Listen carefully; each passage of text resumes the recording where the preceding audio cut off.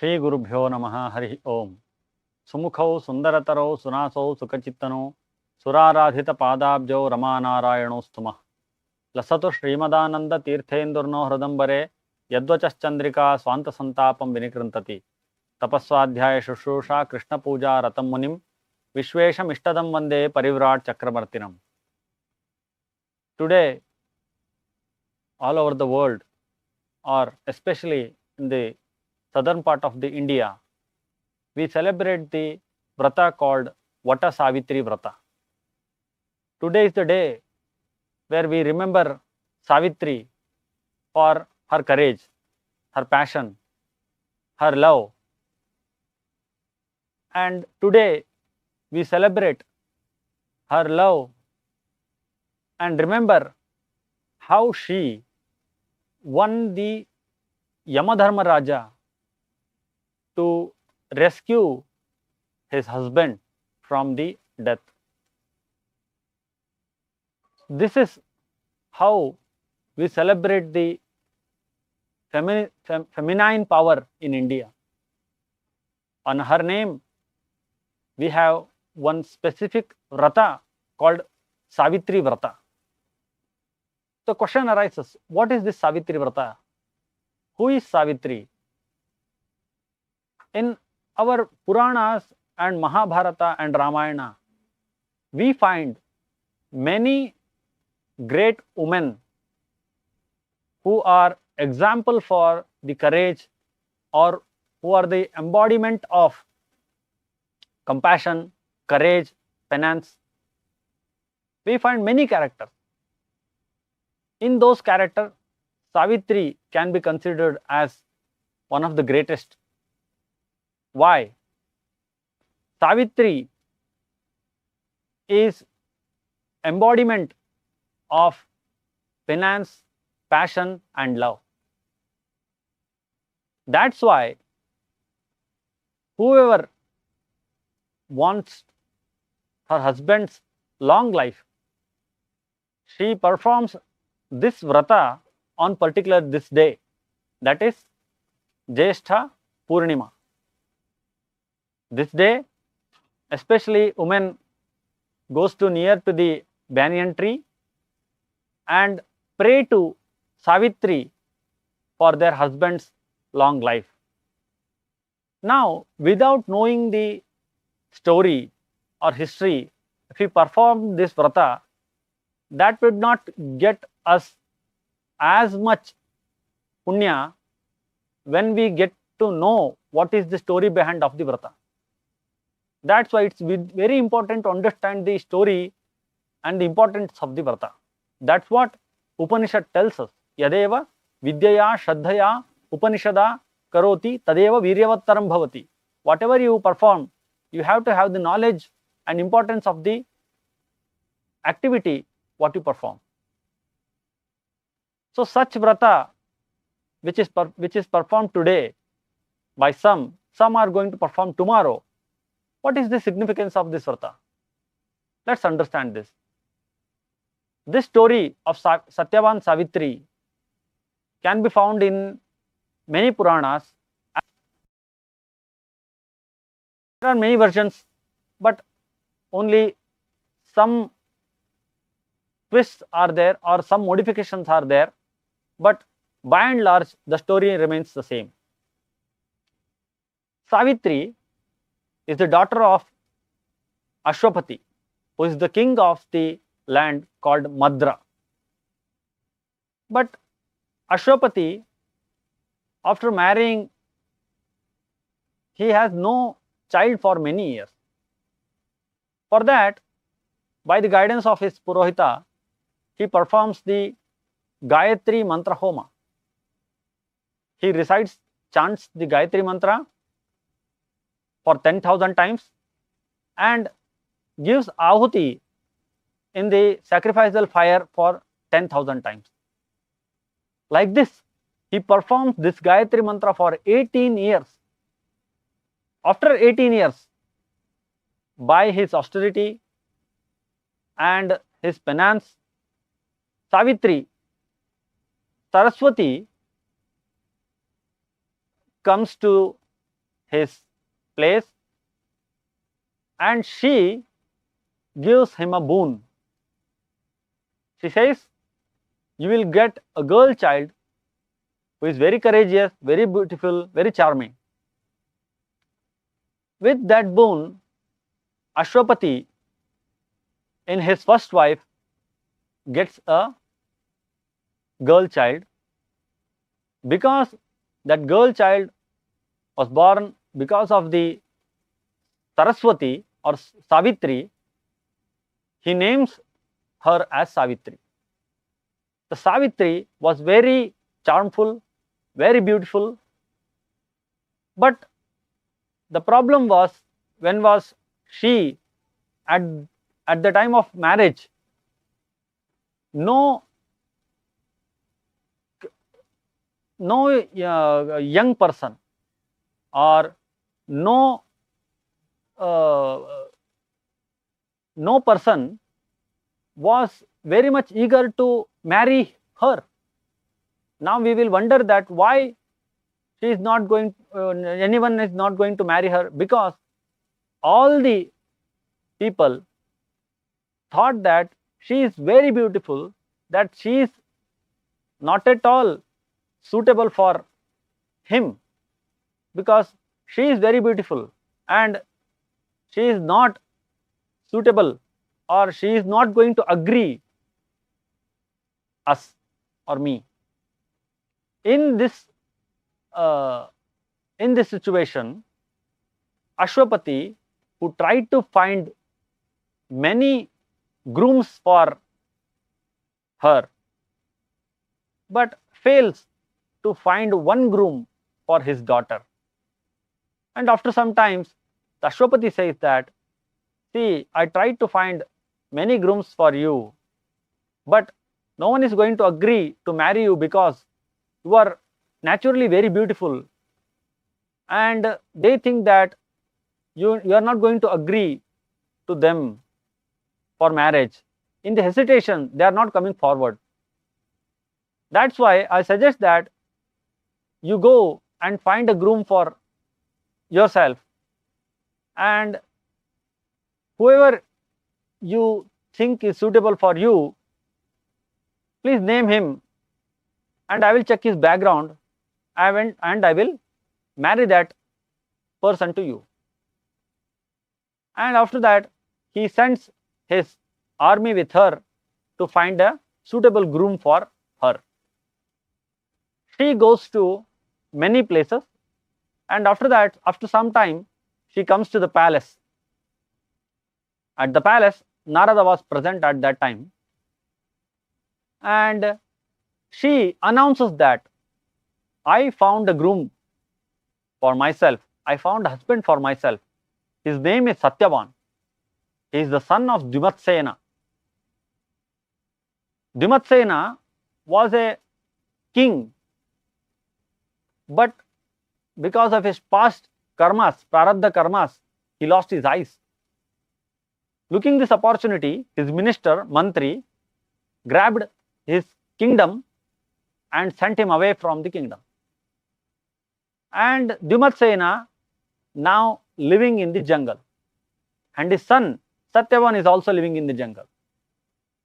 He is poor, he has no money, but Dhimatsena raised Satyavan with very much rigor. That's why the Satyavan was very virtuous person.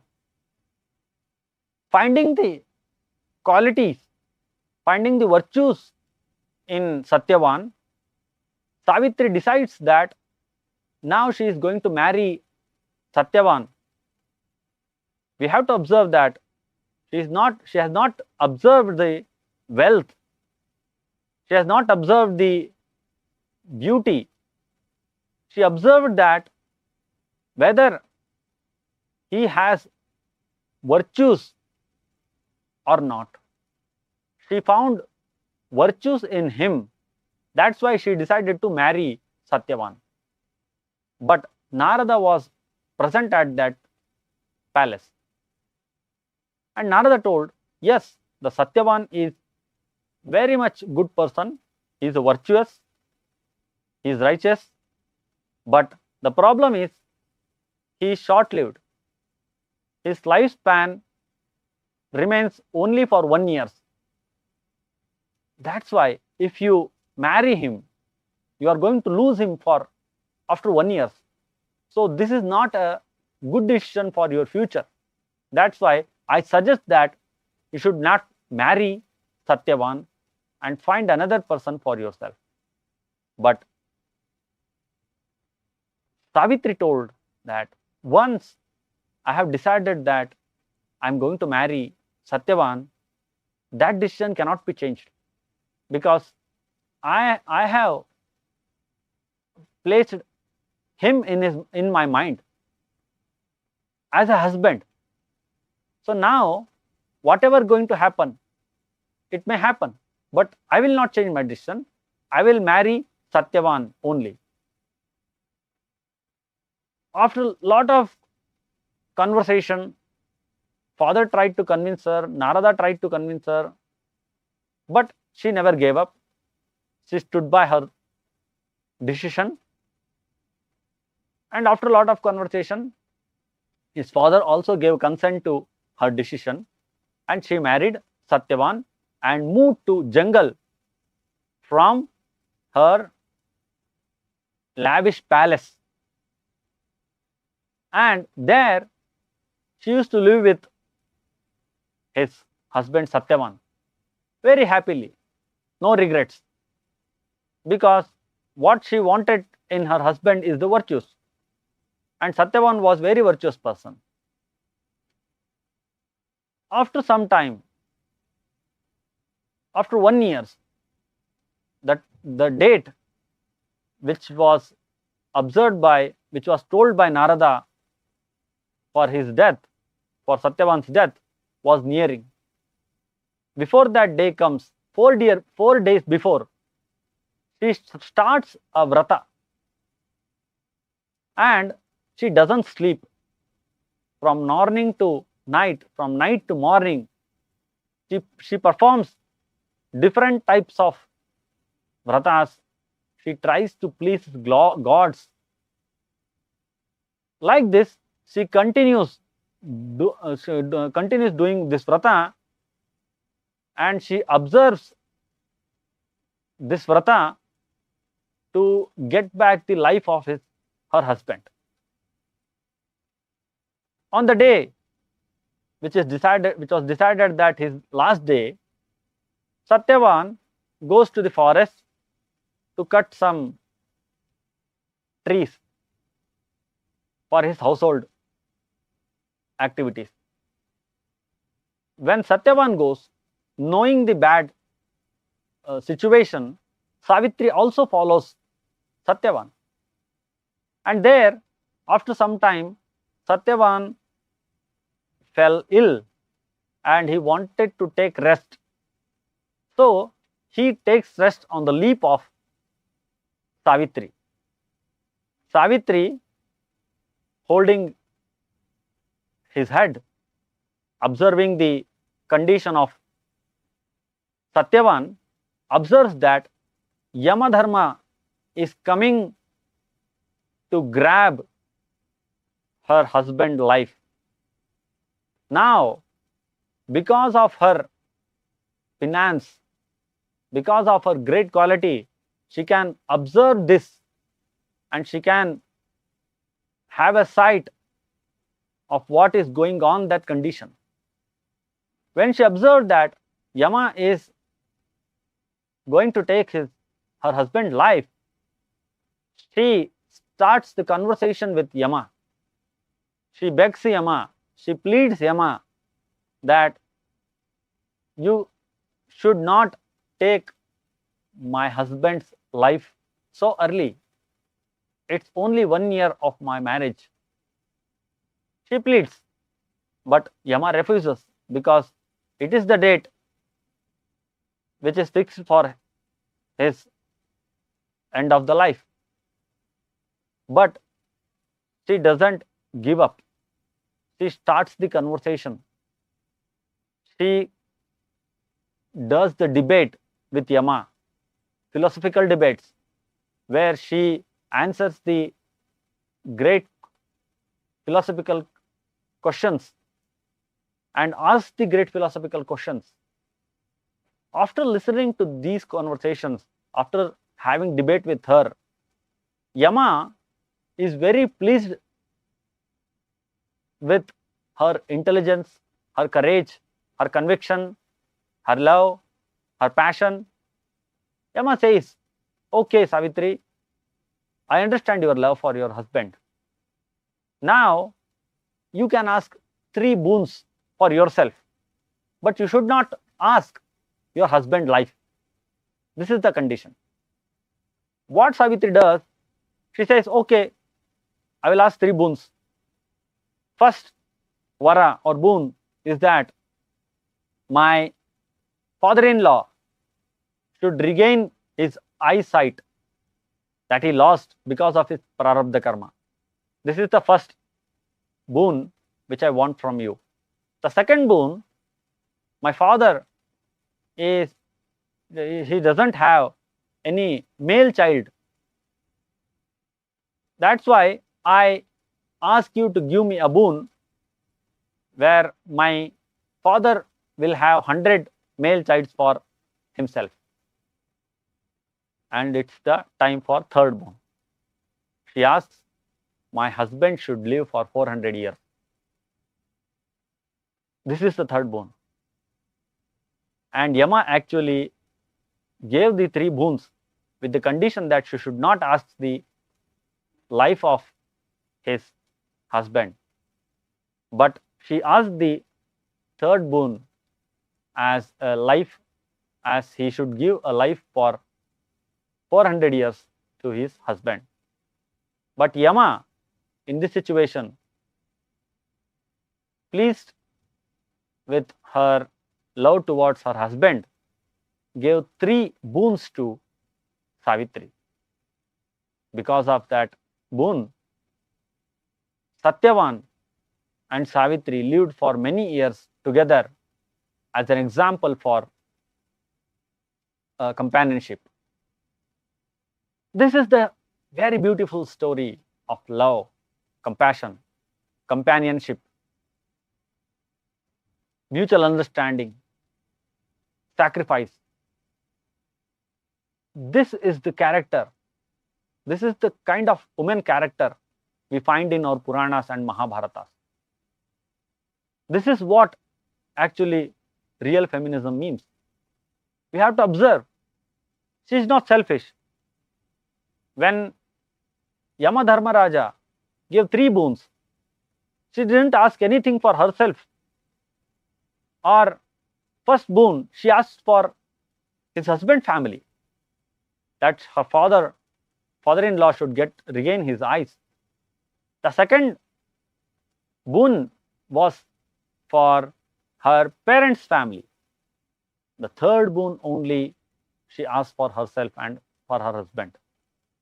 That's why the Madhvacharya states that Kanya Bata Kuladvaya Tarini. The woman redeems the 2 families. The one is parental family and another is husband family. And that's why we should not say that Kotta Kanye Kulada Horakke. This is what we use the idioms in Kannada, that if you give or if you marry woman, she is kind of out of our household. So this is not actually a feeling of our ancient wisdom or our ancient culture. In our ancient culture or in Sanatana culture, we believe that woman belongs to 2 families, because she actually redeems the 2 families. She makes 2 family proud with her actions, because she belongs to 2 families, the parental family as well as husband's family. This is what real feminine power which can be observed in our women characters in the Puranas and Mahabharata. This is very important in the present circumstances, where we hear many debates around the feminism, where feminists, so-called feminists, are trying to divide the families with their own agendas, saying that woman needs to be separated from the family, woman needs to be self-centric. No one should be self-centric. Even the men or women, no one should be self-centric. If something happened, it should not be that reverse must be happen. At some point, it may be observed that some kind of unethical things may have happened to women, but it doesn't mean that she should reverse those things to man in the present condition. This is not the right solution for the mankind. Because of that, woman is considered as Kshamaya Dharitri. She is the embodiment of Kshama. So, this feminism, which is self-centric and the naturally divisive, should not be promoted in our culture or in our society, because our children are surrounded by the sharks called feminist, wokist, leftist, communist. These are all sharks. We are traveling in a river. We are on the boat. If you are little bit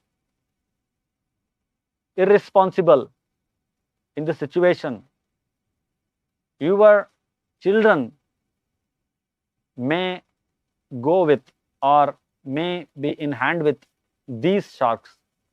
These sharks are waiting to grab your children. That's why there is no space for irresponsibility in our household.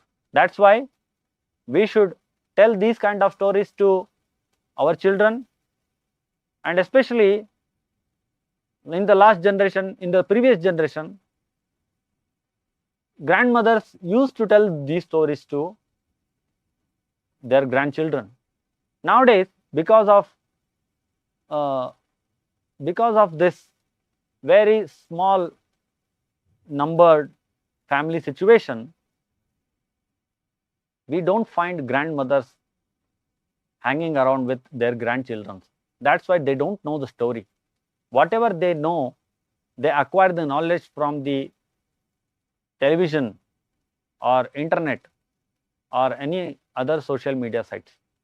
That's why it's our responsibility to tell these stories to our children and tell them, especially young children, Gen Z children, especially to them, we have to tell these stories and show them that it's not our culture to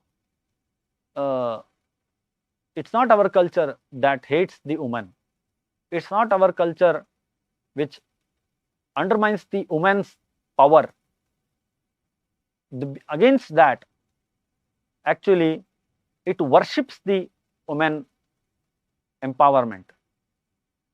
It actually worships the feminine power. That's why we worship Durga, we worship Savitri, we worship many other feminine deities which cannot be found in any other religions. If you go to other religions, it is prohibited to perform puja to woman deity. That's why our Sanatana Dharma worships, celebrates femininity, feminine power. This story is example of celebration of feminine power. That's why still, after thousands of years, in every household, today, women perform the puja of Savitri. Now, in previous generation, women would go to banyan tree and they would take a thread and they would perform a pradakshina to banyan tree and they will pray to Savitri and ask the long life for their husband. But nowadays, it's very difficult to find a banyan tree itself. So, how should we perform the puja? What is the simplest way to perform the puja? As I observed, if you can find the banyan tree, it's very good that you should go to the near to the banyan tree. In the banyan tree resides Savitri Devi. You should perform the pradakshina, 7 pradakshinas for Savitri Devi and ask the life for your husband. Or if you don't get any, if you don't have any banyan tree nearby your household, what you can do is you can take a picture of Savitri Devi, which is very popular nowadays. You can put that picture in the puja room and you should say this mantra and perform the 7 pradakshina. The mantra goes like this: Jagat Pujye Jaganmataha Savitri Patidaivate Patyasaha Aviyogam Me Vataste Kurute Namaha. Jagat Pujye, everybody worships you. Jaganmata, you are the mother of this universe. Savitri Patidaivate, you are Savitri. You believed that your husband is the God for you. It means that was the kind of companionship you both had for each other. That's why I pray, because you had that kind of love for your husband, that I pray that we also love each other. For that, I pray you that my husband should get a long life so that I can live with him very happily. Vataste kurute nama, one who resides in the banyan tree. So by this mantra, Jagat Pujye Jaganmataha Savitri Patidaivate Patyasaha Aviyogam Me Vataste Kurute Namaha. With this mantra, chanting this mantra, if you perform 7 pradakshinas to the photo itself, or even thinking of Savitri, if you perform the 7 pradakshina, that itself is the Vata Savitri Vrata. So, if you find the banyan tree, please go to the banyan tree. If you don't find the banyan tree, please perform as I told, and with this, whatever your wishes will be fulfilled. Especially, you will get your long life for your husband, and that will lead to a strong companionship. This is what we should perform, we should do on the day of Purnima of Jyeshtha Masa. Especially remembering the story of Savitri, which is narrated in the Mahabharata and Skanda Purana. Remembering this story, understanding her companionship, understanding her courage, understanding the power of penance is very important, which must be done today on the day of the Purnima. With this message, I conclude my pravachana, and I hope that this pravachana will be useful for many devotees and seekers.